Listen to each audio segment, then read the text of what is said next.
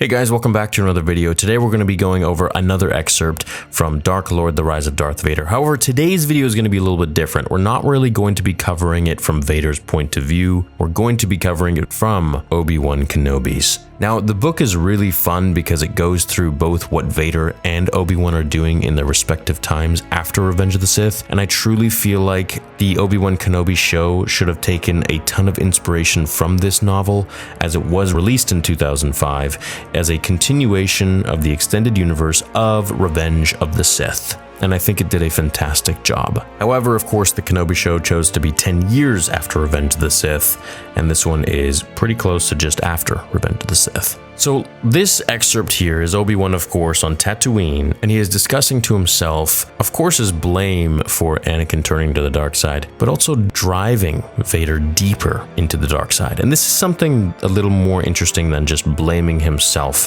which we've seen a million times. So let's get to the excerpt and let's talk about it. It's fairly short, so here we go. As impossible as it seemed, Anakin had survived Mustafar and had resumed the Sith title of Darth Vader. How could Obi-Wan have been so foolish as to bring Luke here, of all worlds? Anakin's home world, the grave of his mother, the home of his only family members.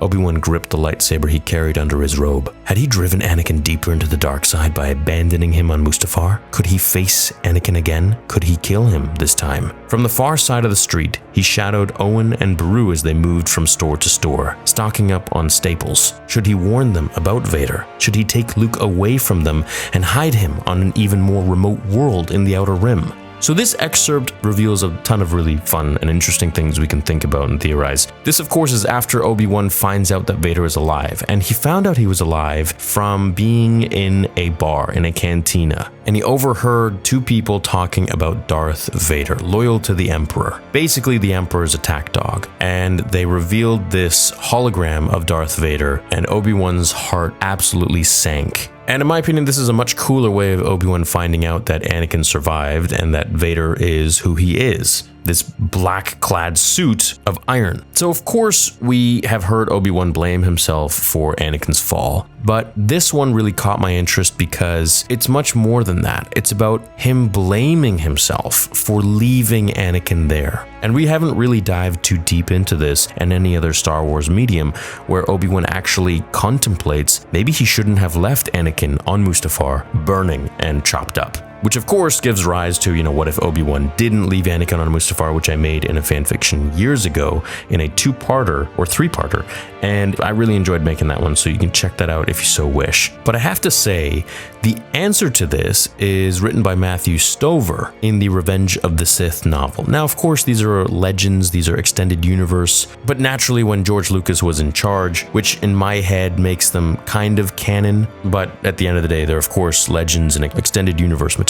Now, in the Revenge of the Sith book, Matthew Stover actually said that Obi-Wan didn't have time to go and get Anakin, or to kill him, rather. He didn't really talk about grabbing him and saving him, and he'd said that he couldn't do it for two reasons. One of which, he saw the Emperor flying overhead and knew that if the Emperor got out, he would absolutely kill Obi-Wan, and the other was that he wouldn't be able to get back up the high ground because it was just all soft soil, and so he feared falling into the lava himself. So let's continue with something else that I want to discuss here, which is him wondering if he could face Anakin again. Could he kill him this time? So already he's made up his mind that he needs to kill Anakin. He doesn't feel any sort of redemption is necessary. He doesn't think that Anakin wants to be redeemed. He's pretty sure that Vader is hell-bent on finding him, and in doing so, he's going to find his son, Luke. So as he's basically shadowing the Lars family and of course Luke Skywalker to protect them, he's having this crisis in his mind where he's blaming himself for not only leaving Anakin there, but thinking that that is the reason that Anakin is now more driven into the dark side, much like what happened with Darth Maul. Obi-Wan killed Darth Maul, or sliced him in half,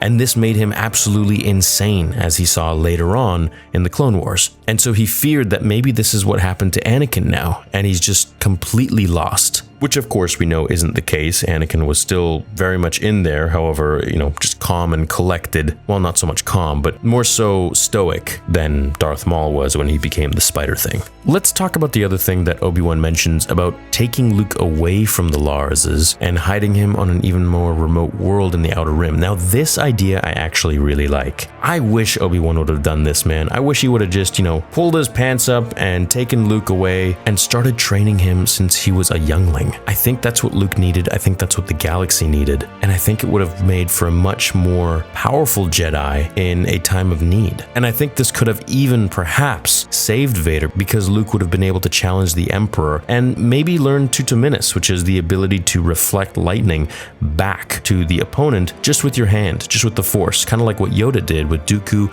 and Palpatine. So in doing so, I think that Luke might have been able to actually save Vader, and Anakin would have still been with us today, if only he had been trained at a younger age. I would love to make this fan fiction about Obi-Wan taking Luke to another planet and training him at a younger age, because I think it would change a lot in the Star Wars timeline. Personally, I would have rather he taken Luke and Leia to Dagobah and trained them there, and the reason that they would never be found is because there was a dark side energy on Dagobah that the Emperor wasn't able to pick up on. It was clouding everything on the planet. And the reason for that, of course, is very, very legends. It's because, Yoda went there when he was young and he ended up fighting this dark side Sith Lord guy and killed him, and his energy just kind of stayed on the planet. So let me know what you think about this excerpt. I think it's pretty cool that Obi-Wan blames himself for not having saved Anakin and for abandoning him on Mustafar. And actually he's thinking, well, maybe I shouldn't have done that, but maybe that's now the reason that Anakin is so engulfed in the dark side as compared to before. And him recognizing that the dark side is so incredibly powerful that he wouldn't be able to face Anakin again, doubting his own abilities as a Jedi. And keep in mind, this isn't the Disney Obi-Wan Kenobi where he gives up on the Force and gives up being a Jedi and all that crap. This is where he's actually continuing to be a Jedi in servitude of Yoda to protect the last Jedi that will be the new hope for the galaxy, which is Luke Skywalker. So let me know what you guys think down below. I always love reading your comments about this and reading your own fan fictions. Thanks for watching today's video, and I'll see you all in tomorrow's. Until then, remember, the Force will be with you always.